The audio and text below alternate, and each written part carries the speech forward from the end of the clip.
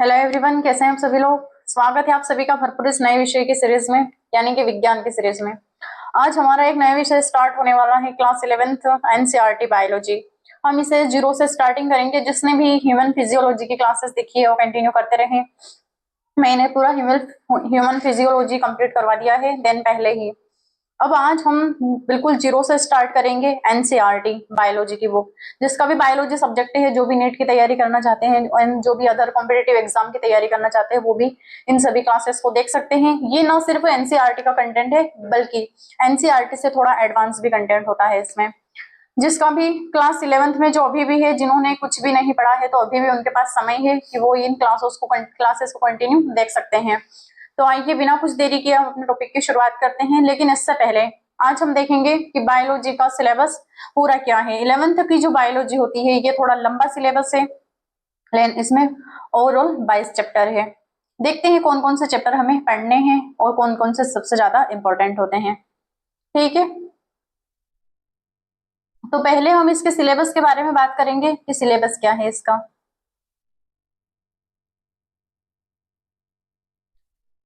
ये रहा पहली इकाई, क्या है इसकी, यूनिट 1 जीवों में विविधता। ये क्या हो गया, पहली यूनिट क्या है इसकी, फर्स्ट यूनिट जीवों में विविधता। ठीक है, पहला है जीवों की दुनिया यानी कि जीव जगत। ठीक है, इसको हिंदी में कन्वर्ट किया था, इंग्लिश को हिंदी में कन्वर्ट किया था लिविंग वर्ल्ड यानी कि जीव जगत। हिंदी की एनसीईआरटी ने दिया है इसको जीव जगत, लेकिन इसको हिंदी में कन्वर्ट करके जीवों की दुनिया हो गया। ठीक है, देन जैव विविधता का वर्गीकरण, बायोलॉजिकल क्लासिफिकेशन, ये देखेंगे। तीसरा चैप्टर रहेगा पादप जगत यानी कि प्लांट किंगडम। इसमें पेड़ पौधों के कौन कौन सी विशेषताएं होती है, कैसे पेड़ पौधे उत्पन्न होते हैं, इन सभी के बारे में देखेंगे हम। फिर देखेंगे प्राणी जगत एनिमल किंगडम, इनमें जीव जंतुओं के बारे में देखेंगे कैसे उनका विस्तार हुआ, उनमें निषेचन की प्रक्रिया कैसे होती है, पेड़ पौधों में निषेचन कैसे होता है, इन सभी के बारे में हम चर्चा करेंगे।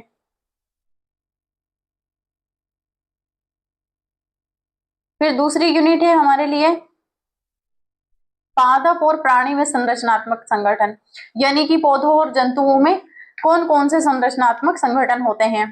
तो कॉमन चीजें कौन कौन सी होती है, पुष्पी पादप की रूपरेखा यानी कि मार्फोलॉजी ऑफ फ्लोविंग प्लांट्स, ये देखेंगे हम पुष्पी पादप की रूपरेखा। फिर पुष्पी पादप का आंशिक और शारीरिक संगठन, ये देखेंगे, यानी कि एनाटॉमी ऑफ फ्लावरिंग प्लांट, जो फूल वाले जो पौधे होते हैं इनके बारे में हम देखेंगे। फिर प्राणियों का संरचनात्मक संगठन, स्ट्रक्चर और ऑर्गेनाइजेशन इन एनिमल, ये वाला देखेंगे 7 चैप्टर। सबसे मोस्ट इंपोर्टेंट, अगर कोई जिन्होंने 11th में कुछ भी ना पढ़ा हो और 12th में डायरेक्ट जा बैठा हो, 12th में उसके लिए बहुत ज्यादा दिक्कतें आती है कि हमने 11th में कुछ नहीं पढ़ा और डायरेक्ट 12th में हम बायोलॉजी कैसे पढ़े। इसके लिए 11th की जो बायोलॉजी होती है उसको स्ट्रॉन्ग करना हमारे लिए बहुत ही ज्यादा इंपॉर्टेंट हो जाता है। तो ये देखेंगे हम सबसे ज्यादा इंपॉर्टेंट यूनिट 3 वाली, कोशिका संरचना एवं कार्य। उसमें देखेंगे चैप्टर 8 कोशिका जीवन की इकाई, ये देखेंगे। फिर कोशिका चक्र एवं कोशिका विभाजन, ये वाला चैप्टर देखेंगे। देन इसके बाद देखेंगे कोशिका का उपयोग, सेल ऑर्गेनाइजेशन, बायोमोलिक्यूल इंक्लूडेड हर इन सम वर्जन, ये देखेंगे कोशिका का उपांग। ठीक है, सेल ऑर्गन सेल्स, ये देखेंगे। ये 3 जो चैप्टर होते हैं ये सबसे ज्यादा इंपॉर्टेंट होते हैं, इनको हम बड़ी गहराई में देखेंगे सेल बायोलॉजी को। पादप क्रिया विज्ञान, इसमें देखेंगे पादपों में परिवहन, ट्रांसपोर्ट इन प्लांट। फिर खनिज पोषण, ये देखेंगे। प्रकाश संश्लेषण, फोटोसिंथेसिस इन हायर प्लांट, ये वाला देखेंगे। आई होप आपको क्लियर दिखता होगा। देन श्वसन देखेंगे, रेस्पिरेशन इन प्लांट, पौधों में श्वसन, ये भी सबसे ज्यादा इंपॉर्टेंट होता है हमारे लिए। देन पादपों में वृद्धि और विकास, प्लांट ग्रोथ एंड डेवलपमेंट। ठीक है, अगर इन सब में से आपने कुछ भी नहीं पढ़ा होगा तो कुछ भी आपका नहीं बिगड़ा है, अभी भी समय है। फिर ये प्राणी क्रिया विज्ञान, ह्यूमन फिजियोलॉजी, ये हमने पूरी तरीके से कंप्लीट कर लिया। देन माफी चाहती हूँ, इसका ये चैप्टर हमने अधूरा छोड़ा हुआ है, ये वाला केमिकल कोऑर्डिनेशन एंड इंटीग्रेशन, यानी कि जो पूरा एंडोक्राइन सिस्टम है, एंडोक्राइन हमारी ग्लैंड है, उसकी हमने सिर्फ एक क्लासेस ली है ह्यूमन फिजियोलॉजी में, बाकी इसकी अदर क्लासेस बची हुई है, उसको हम सबसे लास्ट में कवर करेंगे क्योंकि ये सबसे लास्ट में आता है। सबसे पहले हमने किया था पाचन एवं अवशोषण, डाइजेस्टिव सिस्टम की लगभग हमारी 15 क्लासेस हो चुकी है। देन उसके बाद किया था हमने श्वसन गैसों का विनिमय, श्वसन एवं गैसों का विनिमय रेस्पिरेटरी सिस्टम करके मेरा टाइटल है यूट्यूब पे, उसको भी देख लेना। इसमें लगभग हमने 5 से 6 क्लासेस ली हुई है। देह द्रव एवं परिसंचरण यानी कि बॉडी फ्यूल एंड सर्कुलेशन, ये भी देख लिया था। सर्कुलेटरी सिस्टम में हमने ब्लड की अनुवांशिकी, ह्यूमन हार्ट एंड परिसंचरण तंत्र, सर्कुलेटरी सिस्टम ये वाला देख लिया था हमने, ठीक है। देन उसके बाद देखा था हमने एक्सक्रेटरी सिस्टम को, उत्सर्जन उत्पाद एवं उनका विसर्जन, ये देख लिया था एक्सक्रेटरी सिस्टम, जिसमें हमारी लगभग 11 क्लासेस हैं, ठीक है, सबसे बड़ा सिस्टम। ये एनसीईआरटी में छोटा सा दिया हुआ है, लेकिन हमने इसको बड़े विस्तार से समझा है। ओवरऑल 11 क्लासेस से लगभग 9 घंटे की, ठीक है। Excretory system, product and their animation, ठीक है, ये हो गया था। फिर गमन एवं संचलन, locomotion and movement, skeletal system, दोनों को कंबाइन करके हमने क्लासेस ली है। लोकोमोशन एंड मूवमेंट की अलग ली है, देन उसके बाद स्केलेटल सिस्टम की अलग ली है, लगभग ये भी 15 क्लासेस हो गई है। इसके बाद नाड़ी नियंत्रण एवं समन्वय यानी कि हमारा नर्वस सिस्टम, इसकी भी हमने लगभग 10 क्लासेस ली है नर्वस सिस्टम की, जिसमें हमने पूरा ब्रेन पढ़ा है, मिड ब्रेन क्या होता है, पैराइटल लोब, फ्रंटल लोब, इन सभी के बारे में हमने पढ़ लिया है। PNS peripheral nervous system, ANS ये सभी हमने पढ़ लिया है। CNS central nervous system, central nervous system में हमने पूरा ब्रेन पढ़ा है। Then PNS peripheral nervous system में हमने पूरा वर्टिब्रल कॉलम पढ़ा है। इनमें कौन कौन सी नर्व निकलती है, कौन सी सबसे लंबी नर्व होती है जो हमारे वर्टिब्रल कॉलम से हमारे पैरों तक जाती है, वो देखा था। पैरालिसिस किस नर्व के डैमेज होने से होता है, वो देख लिया था। हमारे हार्ट से कौन सी नर्व जुड़ी हुई है, वो भी हमने देखा था। एसनोट से कौन सी नर्व जुड़ी है, वो भी हमने देखा था। हमारे ब्रेन में कौन कौन से पार्ट में कौन कौन से एरियाज पाए जाते हैं और उन एरियाज का क्या क्या काम होता है। सूंघने के लिए, स्मेल के लिए कौन सा एरिया जिम्मेदार होता है, नींद के लिए कौन सा एरिया जिम्मेदार होता है, हमारी स्मृति एंड मेमोरी के लिए कौन सा एरिया जिम्मेदार होता है। हमने न्यूरॉन का बड़े ही विस्तार से डिटेयली वर्णन किया था। तो ये हो गया हमारा पूरा ह्यूमन फिजियोलॉजी कंप्लीट। हम इस यूनिट को पहले ही कवर कर चुके हैं। मैंने पहले ये यूनिट इसलिए कवर करवाई ताकि आपको प्लांट फिजियोलॉजी यानी कि बॉटनी पढ़ने में ज्यादा दिक्कतें नहीं आएगी, ठीक है। ये यूनिट इतनी इजी कैसे थी, क्योंकि ये पूरी हमारे शरीर के बारे में थी। लेकिन अब हम पेड़ पौधों के बारे में, बैक्टीरिया, वायरस, इन सभी के बारे में पढ़ेंगे, तो हो सकता है थोड़ा हमें कंफ्यूजन हो, देन हमें थोड़ा कठिन लगे। लेकिन एनसीईआरटी की जो लैंग्वेज है वो थोड़ी टफ दी है, लेकिन इसे एनसीईआरटी की जो लैंग्वेज है उससे थोड़ा इजी लैंग्वेज में मैंने कंटेंट बनाया है। देन ओवरऑल पूरा एनसीईआरटी का नहीं है, वो एनसीईआरटी से थोड़ा एडवांस लेवल का है, क्योंकि हर बोर्ड में अलग अलग प्रकार के क्वेश्चन आते हैं, लेकिन एनसीईआरटी सबसे अनिवार्य है हमारे लिए, ठीक है। तो आइए बिना कुछ देरी किए हम अपने टॉपिक की शुरुआत करते हैं कि हम आज पढ़ेंगे क्या। ये तो हो गया हमारा सिलेबस जो ओवरऑल सभी को पढ़ना है। अब पहला चैप्टर क्या है इसका, जीव जगत। तो जीव जगत में सबसे पहला है जीवों की विशेषताएं, यानी कि जीव की परिभाषा क्या है, क्या दी है एनसीईआरटी ने।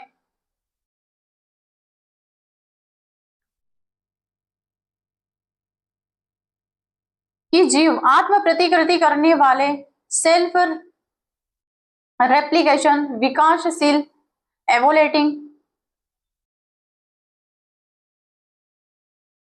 तथा आत्म नियंत्रण, सेल्फ रेगुलेशन तंत्र है, जो बाह्य उद्दीपनों के प्रति प्रतिक्रिया करने में सक्षम है। यानी कि जीव क्या होते हैं, जो अपनी आत्म प्रतिकृति यानी कि स्वयं के जैसा एक जीव निर्माण करना, ये विशेषता रखते हैं।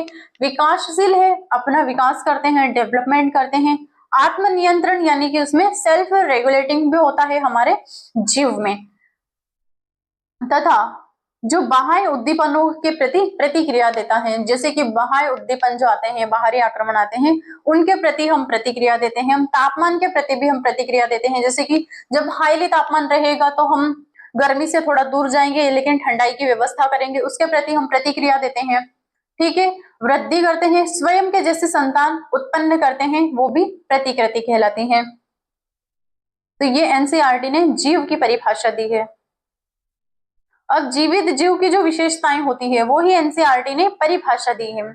जीवित जीव की कोई परिभाषा नहीं होती है कि जीव क्या है, उसकी परिभाषा नहीं होती है। अब वृद्धि क्या होती है ये देखते हैं। दिया उसमें वृद्धि, फिर आत्म प्रतिकृति यानी कि प्रजनन, अपने समान जीव की उत्पत्ति करना। पौधों में पूरी उम्र वृद्धि होती रहती है, जैसे शीर्षस्थ विभ्जोतक उतक, ठीक है। ये जो उतक होते हैं, शीर्षस्थ विभ्जोतक जो उतक होते हैं, जो टिश्यू होते हैं, उनके अनुसार पौधों में निरंतर वृद्धि होती रहती है, ठीक है। फिर जानवरों में एक निश्चित आयु तक इनकी वृद्धि होती है, जो जंतु होते हैं उनमें एक निश्चित आयु तक उनकी वृद्धि होती रहती है। क्रिस्टल भी बढ़ते हैं, परंतु यह जीवित वृद्धि नहीं है। जो क्रिस्टल होते हैं वो बढ़ते तो है, लेकिन यह जीवित वृद्धि नहीं होती है, केवल बुद्धि से जीवित को ही परिभाषित किया गया है। जो केवल बुद्धि से जीवित होते हैं उनको ही परिभाषित किया है। उदाहरण के लिए क्रिस्टल में वृद्धि तो होती है, कैसे होती है देखते हैं। जैसे कि ये हम जियोग्राफी भी पढ़ते हैं, जियोग्राफी की लैंग्वेज में पढ़ते हैं, ठीक है, समझते हैं कि क्रिस्टल में कैसे वृद्धि हुई। ये पर्वत है, ठीक है। अब इधर से कोई प्लेट आ रही है, ये मान लो हमारी इंडियन प्लेट है, ये यूरेशियन प्लेट है। इंडियन प्लेट भारी है, यूरेशियन प्लेट हल्की है। इंडियन प्लेट यूरेशियन प्लेट के अंदर धंस रही है लगातार। जो इंडियन प्लेट और यूरेशियन प्लेट का मलबा है वो ऊपर की ओर उठ रहा है, ठीक है। पहले पर्वत इतना छोटा था, धीरे धीरे वो बढ़ते हुए इतनी इसकी आकार और लंबाई भी बढ़ गई, ठीक है। क्रिस्टल में वृद्धि हुई, इसका आकार भी बढ़ा, लंबाई चौड़ाई मोटाई सब बढ़ती रही। यहाँ पे इतनी इसकी वृद्धि हुई, तो यहाँ पे जो क्रिस्टल थे उनमें भी वृद्धि हुई। लेकिन ये जीवित है क्या? इसे भूख प्यास लगती है क्या? नहीं है। इससे थकान होती है, इसे नींद आती है। ये क्या गमन करते हैं? गमन तो पेड़ वो भी करते हैं, वाहन भी करते हैं, बस, मोटरसाइकिल, गाड़ी, वाहन, रेलगाड़ी इत्यादि, ये भी गमन करते हैं, लेकिन ये जीवित नहीं है। यहाँ पर वृद्धि को सिर्फ जीवित जंतुओं के रूप में ही बताया गया है, ठीक है, ना कि क्रिस्टल के रूप में, ना कि निर्जीव वस्तुओं के रूप में, ठीक है। आया समझ में? तो ये हो गई जीवित की पहली विशेषता कि वो वृद्धि करते हैं। ये क्या हो गया? ये रही दूसरी विशेषता, क्या हो गई? वो प्रजनन करते हैं। वृद्धि किनके द्वारा करते हैं? प्रजनन के द्वारा। आया ना समझ में? यदि वो वृद्धि भी कर रहे हैं तो वो प्रजनन के द्वारा वृद्धि कर रहे हैं, ठीक है, प्रजनन, रिप्रोडक्टिव। अलैंगिक, अलैंगिक प्रजनन में क्या होता है? खंडन होता है, जैसे कि कली बनना, फिर बीजाणु का निर्माण, ठीक है। कोई फूल का रिप्रोडक्टिव हो रहा है, रिप्रोडक्शन हो रहा है, उसका प्रजनन हो रहा है, तो पहले उसमें कली बनती है, फिर बाद में फूल खिलता है, ठीक है। लैंगिक, नर और मादा के युग्मक का संलयन। लैंगिक प्रजनन में क्या होगा? दो जीवों की आवश्यकता पड़ती है, देन दो युग्मकों की आवश्यकता होती है, जैसे कि नर और मादा के जब युग्मक मिलते हैं तो एक गेमिट यानी कि युग्मनज बनता है, ठीक है। अपवाद, खच्चर प्रजनन नहीं कर सकता है। जो घोड़े और गधे से मिलकर जो बनता है खच्चर, उसमें दोबारा प्रजनन नहीं होता है। लेकिन वायरस केवल मोजावन कोशिका में ही प्रजनन होता है। बैक्टीरिया, जीवाणु और वायरस यानी कि विषाणु जो होते हैं, बैक्टीरिया और वायरस जो होते हैं, इनमें भी प्रजनन नहीं होता है। लेकिन एकमात्र जो वायरस होते हैं कुछ कुछ, उसमें एक ऐसी सेल होती है मेजबान कोशिका, उसमें ही प्रजनन होता है। वायरस की केवल एक ही कोशिका होती है, मेजबान कोशिका, उसमें ही प्रजनन होता है। फिर तीसरी क्या है? जीवित जीव की विशेषताएं। जीवित जीव की जो विशेषताएं होती है तीसरी, मेटाबॉलिज्म। मेटाबॉलिज्म क्या होता है? हमारी बॉडी में जितनी भी रासायनिक क्रियाएं होती है वो सब क्या होती है? मेटाबॉलिज्म, ठीक है। Whole chemical reaction is the metabolism reaction, यानी कि हमारे शरीर में जितनी भी रासायनिक क्रियाएं होती है वो सभी मेटाबॉलिज्म क्रियाएं होती है। जीवों की कोशिका में होने वाली सभी रासायनिक क्रियाएं। अपचय, कैटाबॉलिज्म, जो मेटाबॉलिज्म होता है वो भी दो प्रकार का होता है, यानी कि जो रासायनिक क्रियाएं होती है वो दो प्रकार की होती है। पहली होती है अपचय, कैटाबॉलिज्म, पदार्थ का टूटना, जैसे कि श्वसन। श्वसन में क्या होता है? ग्लूकोज का टूटना होता है। ऑक्सीजन का पूर्ण दहन होना ही क्या होता है? श्वसन होता है। ऑक्सीजन का पूर्ण दहन हुआ, गैसों का आदान प्रदान हुआ, CO2 बाहर निकल गई, शरीर में ऊर्जा मिल गई, ठीक है। एनाबॉलिज्म क्या होता है? नए पदार्थ का निर्माण, जैसे प्रोटीन संश्लेषण, प्रकाश संश्लेषण होता है पौधों में, वो भी एनाबॉलिज्म होता है, ठीक है। ऑक्सीजन का निर्माण हो रहा है, प्रकाश संश्लेषण की क्रिया होती है, ऑक्सीजन का निर्माण होता है, हमें ऑक्सीजन मिलती है, पौधों को भोजन मिलता है। उपापचय केवल जीवित कोशिकाओं में होता है, यानी कि जो मेटाबॉलिज्म होता है वो केवल जीवित कोशिकाओं में होता है। प्रोटीन का संश्लेषण यानी कि हमारे शरीर में जब प्रोटीन का निर्माण होता है वो भी क्या होता है, एनाबॉलिज्म। एनाबॉलिज्म पौधों में भी होता है, जिससे हमें ऑक्सीजन प्राप्त होती है, उन्हें CO2 मिलती है प्रकाश संश्लेषण की क्रिया करके। ठीक है। केटाबॉलिज्म पदार्थ का टूटना, जैसे कि श्वसन। उपापचय यानी कि मेटाबॉलिज्म केवल जीवित कोशिकाओं में होता है। फिर आ गई चेतना, कॉन्शियसनेस। ये देखिए, चेतना की विशेषता क्या होती है, पर्यावरण के प्रति प्रतिक्रिया देना, यानी कि हम पर्यावरण के प्रति हम स्वयं भी प्रतिक्रिया देते हैं। जैसे कि पौधे क्या करते हैं, प्रकाश अनुवर्तन यानी कि स्पर्शानुवर्तन, प्रकाश को अवशोषण करके वापस वातावरण में पहुंचा देते हैं। स्पर्श करके, वायु का स्पर्श करके उसे ग्रहण करके वापस वातावरण में पहुंचा देते हैं। ठीक है। जानवर क्या करते हैं, उत्तेजना के प्रति प्रतिक्रिया देते हैं। जैसे कि हमें तापमान महसूस होता है तो हम उसके प्रति प्रतिक्रिया देते हैं, रिएक्शन देते हैं। हम गर्म वस्तु को छूते ही हम क्या करते हैं, हाथ पीछे की ओर कर लेते हैं। अत्यधिक ठंडी वस्तु को भी हम स्पर्श करेंगे तो हमारा हाथ पीछे की ओर आ जाएगा, यानी कि ठंड और गर्मी को हम महसूस करके रिएक्शन देते हैं। ठीक है। मानव में क्या होता है, आत्मचेतना, सेल्फ कॉन्शियसनेस, यह जीवित की निश्चित विशेषता है। यह जो होती है जीवित की निश्चित विशेषता होती है। ये एनसीईआरटी ने सुधार किया है, एनटीए ने सुधार किया है। नीट में पहले पूछा गया है कि जीवित जीव की एक विशिष्ट विशेषता क्या होती है, यानी कि स्पेशल जो उसकी विशेषता होती है वो क्या होती है, तो ये होती है कि चेतना। इनमें आत्म सेल्फ कॉन्शियसनेस जो होता है वही जीवित जीव की सबसे विशेषता होती है, सबसे विशिष्ट विशेषता, यानी कि स्पेशल जो विशेषता होती है वो क्या होती है, आत्मचेतना। पहले दिया था उन्होंने प्रश्न, लेकिन बाद में जब न्यू एनसीईआरटी आई तो उन्होंने सुधार किया है। देन जो अदर बुक थी उनमें भी सुधार किया। जो पीवाईक्यू आज हम देखेंगे इस चैप्टर से कौन कौन से पीवाईक्यू आए हैं। आज ये चैप्टर पूरी तरीके से कंप्लीट नहीं होगा। आज हमने सिर्फ इसका इंट्रोडक्शन देखा है और जीव की परिभाषा देखी है कि जीव की परिभाषा क्या होती है, देन सिलेबस होता है। ये रही जीवित प्राणियों की विशेषताएं कि क्या क्या होती है। हमने देखा ही है कि वृद्धि, अब वृद्धि कैसे होती है आज हम सिर्फ इसकी परिभाषा देखेंगे। हमने सिलेबस देखा है, देन परिभाषा। ये वृद्धि, ग्रोथ। परिभाषा क्या होती है, आकार, साइज और संख्या। सेल में वृद्धि, पौधों में, जड़ों। वृद्धि की परिभाषा क्या होती है, आकार और संख्या दोनों में वृद्धि करना। ठीक है। जैसे कि कोई व्यक्ति बढ़ता है तो उसके आकार में भी वृद्धि होती है और उसकी कोशिकाओं में भी वृद्धि होती है, संख्या में भी वृद्धि होती है। जैसे कि छोटा बच्चा, हम पहले जन्म लिया, हमने जब छोटे छोटे थे डायरेक्ट तो बड़े नहीं हो गए, धीरे धीरे हम बड़े होते हैं तो हमारी वृद्धि होती है। पौधों में क्या होता है, जड़ों में वृद्धि होती है और तनों, फिर पत्तियां, निरंतर वृद्धि होती रहती है। जड़ें बनती है, जड़े से तना बनता है, तने में फिर शाखाएं, शाखाओं में पत्तियां, फूल, फल आदि, और निरंतर इन पौधों की वृद्धि होती रहती है अंत तक। ठीक है। क्योंकि इनमें क्या होता है, मेरिस्टेमेटिक टिश्यू होते हैं जो विभ्य जोतक जो उतक होते हैं। भयानक लैंग्वेज लिखी है एनसीईआरटी ने, इसका इंग्लिश नाम है मेरिस्टेमेटिक। ये याद रख लेना, ये पढ़ने में थोड़ा आसान लग रहा है लेकिन विभ्योजतक उतक बहुत भयानक लैंग्वेज है, मौजूद रहते हैं। ये जो टिश्यू होते हैं, हर वर्ड का इंग्लिश मीनिंग याद रखना जरूरी है क्योंकि लैंग्वेज थोड़ी ज्यादा टफ है।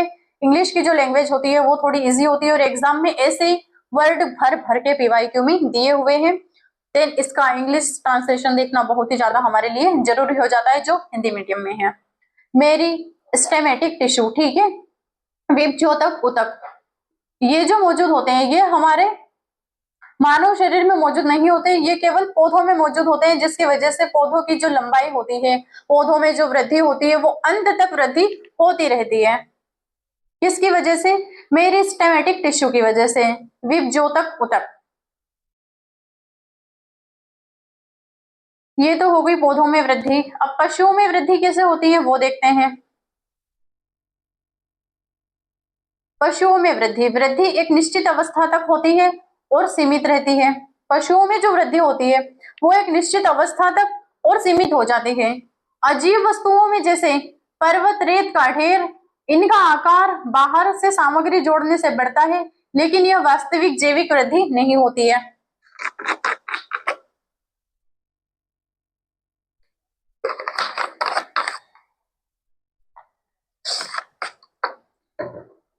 देखना, पशुओं यानी कि जीव जंतुओं में, एनिमल में तो वृद्धि होती है, एक निश्चित अवस्था तक इनमें वृद्धि होती है, इनकी कोशिकाओं में वृद्धि होती है। अजीवों में भी अजीव जो वस्तुएं होती है, निर्जीव जो होते हैं, उनमें भी वृद्धि होती है, जैसे कि पर्वत, रेत का ढेर। इनका आकार बाहर की सामग्री से बढ़ता है, यानी कि कोई पर्वत का उदाहरण लिया था कि पर्वत की लंबाई निरंतर ऐसे बढ़ती रहती है, लेकिन इनका वास्तविक जैविक वृद्धि नहीं होती है। ठीक है, ये बाहरी क्रिस्टल से बढ़ते रहते हैं।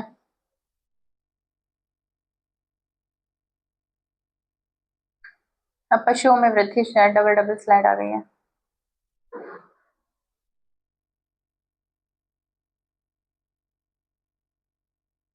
ये सबसे मेन पॉइंट है हमारी वृद्धि की परिभाषा में।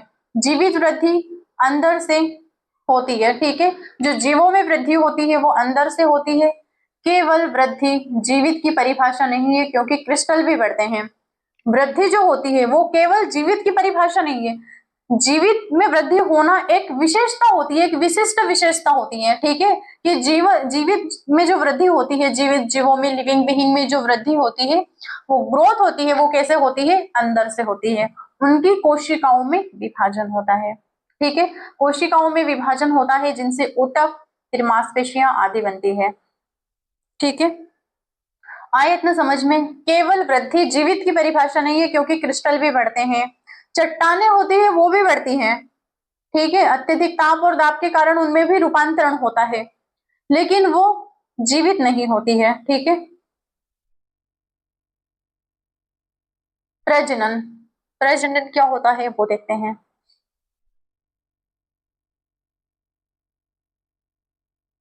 प्रजनन परिभाषा, नए जीवों का निर्माण करना। प्रकार, प्रकार क्या होता है? प्रजनन की परिभाषा क्या होती है? अपने ही समान नई संतति का उत्पादन करना, यानी कि उत्पन्न करना। ठीक है, प्रजनन क्या होता है? अपने ही समान नई संतति का उत्पन्न करना। पहला होता है अलैंगिक प्रजनन। अलैंगिक क्या प्रजनन कैसा होता है? एसेक्सुअल रिप्रोडक्शन, एक ही पेरेंट से होता है, यानी कि एक ही जीव से अपने समान जीव को निर्माण करना। उदाहरण के लिए खंडन, फ्रेगमेंटेशन। ठीक है, ये क्या होता है? स्प्रियोग्रा यानी कि कली लगना, हाइड्रा यीस्ट बीजाणु बनना, और म्यूकोर ये होता है। पौधों में भी होता है अलैंगिक, यानी कि अमीबा में भी जो प्रजनन होता है वो भी होता है अलैंगिक, इसमें भी विखंडन होता है। कली बनना, कली से फूल का निर्माण होना, देन हाइड्रा के पौधों में बीजाणु बनना, देन म्यूकर। ठीक है, प्रजनन। अब लैंगिक प्रजनन ये क्या होता है? इसमें सेक्सुअल रिप्रोडक्शन। पहला है अलैंगिक प्रजनन, एसेक्सुअल रिप्रोडक्शन। इसे हम बाइसेक्सुअल रिप्रोडक्शन भी बोल सकते हैं, क्योंकि यहाँ पर दो व्यक्तियों यानी कि दो अभिभावक जब शामिल होते हैं तो एक नई संतति की उत्पत्ति होती है। ठीक है, यानी कि दो युग्मकों से मिलने से एक नया युग्मनज बनता है। ठीक है, एक नई संतान की उत्पत्ति होती है, तो इसे लैंगिक प्रजनन या बाइसेक्सुअल रिप्रोडक्टिव सेक्सुअल रिप्रोडक्शन। युग्मक यानी कि जब दो युग्मक मिलते हैं तो क्या होता है? एक जाइगोट यानी कि एक युग्मनज का निर्माण होता है। संतति अनुवांशिक विविधता, वेरिएशन दिखाती है। ये जो संतति होती है, लैंगिक प्रजनन में जो संतति की उत्पत्ति होती है वो क्या करती है? वो संतति अनुवांशिक विविधता को दिखाती है। जैसे कि जीन से हमारा निर्माण होता है, माता और पिता के जीन से जब निर्माण होता है तो माता के भी गुण हमारे अंदर मौजूद होते हैं और पिता के भी गुण, यानी कि माता के भी जीन मौजूद होते हैं और पिता के भी जीन मौजूद होते हैं, तो वो हमारी एक विशेषता यानी कि अनुवांशिक विविधता को दर्शाता है। लैंगिक प्रजनन विशेष स्थिति क्या होती है इसकी? खच्चर जो म्यूल होते हैं, खच्चर बांझ मजदूर मधुमक्खी प्रजनन नहीं कर पाते फिर भी जीवित है। जो जीव जो होते हैं, खच्चर होते हैं, बांझ मजदूर मधुमक्खी जो होती है, ये प्रजनन नहीं कर पाते लेकिन फिर भी जीवित होते हैं। घोड़े और गधे के संकरण से खच्चर का निर्माण हुआ है। ठीक है, तो ये क्या होता? और एक बांझ जो बांझ मजदूर मधुमक्खी होती है, ये दोनों प्रजनन नहीं कर पाते हैं लेकिन फिर भी जीवित होते हैं। वायरस भी प्रजनन नहीं कर पाते हैं लेकिन केवल मेजबान कोशिका में ही प्रजनन होता है। अगर जिस वायरस में मेजबान कोशिका होती है वही प्रजनन करती है, वरना वायरस कभी प्रजनन नहीं कर पाते लेकिन फिर भी ये जीवित होते हैं। तीसरा है उपापचय मेटाबॉलिज्म।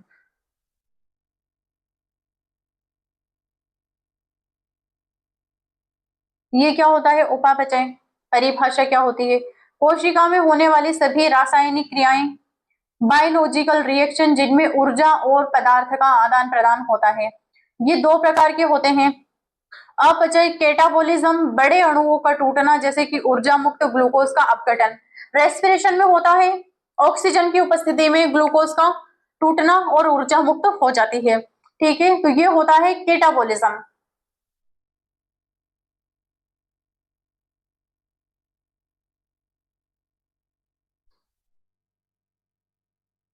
अब दूसरा होता है एनाबोलिज्म। लिखने में क्या हो गया आज? एनाबोलिज्म, इसे एनाबोलिज्म ही बोलते हैं।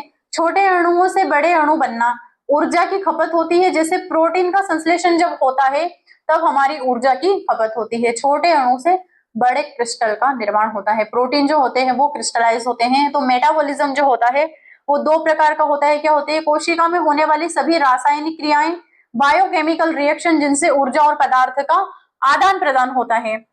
रेस्पिरेशन होता है तो ऊर्जा मुक्त होती है। देन क्या होता है? जब एनाबॉलिज्म होता है, छोटे अणुओं से बड़े अणु का निर्माण होता है, जैसे कि प्रोटीन संश्लेषण, प्रोटीन के क्रिस्टलों का निर्माण होना।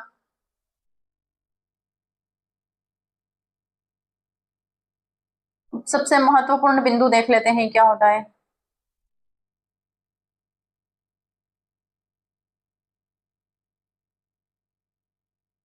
सबसे महत्वपूर्ण बिंदु उपापचय यानी कि मेटाबॉलिज्म केवल जीवित कोशिकाओं में होता है। इन वेट्रो प्रयोगशाला में एंजाइम की मदद से मेटाबॉलिक रिएक्शन हो सकती है लेकिन पूरा मेटाबॉलिज्म जीवन की परिभाषा है। ठीक है, पूरा जो मेटाबॉलिज्म होता है शरीर के अंदर होता है वो, और वही जीवन की परिभाषा है। ठीक है, उपापचय जो होता है, मेटाबॉलिज्म जो होता है केवल जीवित कोशिकाओं में होता है। इन वेट्रो जो होता है, जहां पर आईवीएफ जो सेंटर होते हैं, लैब होती है, उनमें बाह्य निषेचन किया जाता है और कुछ एंजाइम डाले जाते हैं जिसकी वजह से उनमें मेटाबॉलिक रिएक्शन हो सकता है। पूर्णतः होता है ऐसा नहीं है। वो सिर्फ केवल कब होता है? जीवित जंतुओं के अंदर होता है, लेकिन पूरा मेटाबॉलिज्म जीवन की परिभाषा होती है। अब देखते हैं चेतना, कॉन्शियसनेस, ये क्या होता है? चेतना, कॉन्शियसनेस परिभाषा, वातावरण, इन्वायरमेंट के प्रति प्रतिक्रिया देना। पौधे, सूर्य की ओर झुकना, फोटोट्रोपोसिस। ठीक है, वातावरण के प्रति प्रतिक्रिया देना, सूर्य की ओर झुकना। पौधे जो होते हैं वो सूर्य की ओर झुकते हैं, किसके लिए? अपना प्रकाश संश्लेषण या फिर अपना भोजन बनाने के लिए। जानवर भोजन, खतरे, शत्रु आदि के प्रति प्रतिक्रिया देते हैं। जानवर जब भूख लगती है तो वो भोजन के प्रति, उनका जो भोजन होता है उनके प्रति रिएक्शन करते हैं। मानव क्या करते हैं? आत्म जागरूकता, सेल्फ कॉन्शियसनेस। मानव के अंदर चेतना क्या होती है? आत्म जागरूकता की हम कुछ कर सकते हैं, हम कुछ बन सकते हैं। हाँ, हमारे अंदर ये योग्यता है, हमारे अंदर ये कैपेसिटी है कि हम ये बन सकते हैं, ये कर सकते हैं। हाँ, मैं ये कर सकता हूँ, कर सकती हूँ। ये होता है हमारी चेतना, आत्म कॉन्शियसनेस। ठीक है, आत्म जागरूकता यानी कि सेल्फ कॉन्शियसनेस। ठीक है, तो ये हो गई चेतना। जो चेतना होती है वो ही जीवित की निश्चित पहचान होती है, अजीव पदार्थ में यह नहीं होती है। यानी कि वृद्धि जो होती है वो तो जीवित जंतुओं में भी होती है। जो प्रजनन नहीं करते हैं वो भी जीवित होते हैं। ठीक है, जिनमें वृद्धि होती है सजीव में भी होती है, निर्जीव में भी होती है। चट्टानों में वृद्धि होती है, पर्वतों में वृद्धि होती है, मैदान में वृद्धि होती है। जहां पर गहरी खाइयां हुआ करती थी कुछ समय पहले, वहां पे आज सपाट मैदान है। प्राकृतिक रूप से, नेचुरली रूप से जो पहले आग्नेय चट्टाने हुआ करती थी, आज वो कायांतरित चट्टाने बन गई है। कुछ कभी क्रिस्टल बन जाती है, कुछ पहाड़ों का रूप ले लेती है। ठीक है, तो ये क्या होता है? ये होता है वृद्धि, उनमें भी वृद्धि हो रही है, पहाड़ों में वृद्धि हो रही है, लेकिन वो एक निर्जीव प्राणी है, निर्जीव है, वो भी एक विशिष्ट पहचान नहीं होती है जीवित की। ठीक है, चेतना जो होती है वो केवल जीवित की निश्चित पहचान होती है, अजीव पदार्थ में यह नहीं होती है। चेतना क्या होती है, हम वातावरण के प्रति प्रतिक्रिया दे सके, जैसे कि पौधे क्या करते हैं, अपना भोजन बनाने के लिए, प्रकाश संश्लेषण की क्रिया करने के लिए जिधर सूर्य का प्रकाश होगा उस साइड वो झुक जाएंगे। सूर्योदय होता है तो पौधे का झुकाव पूर्व दिशा की ओर अधिक रहता है, जब सूर्यास्त होता है तो पौधों का झुकाव पश्चिम दिशा की ओर अधिक होता है, वो निरंतर प्रकाश संश्लेषण कर सकते हैं। ठीक है,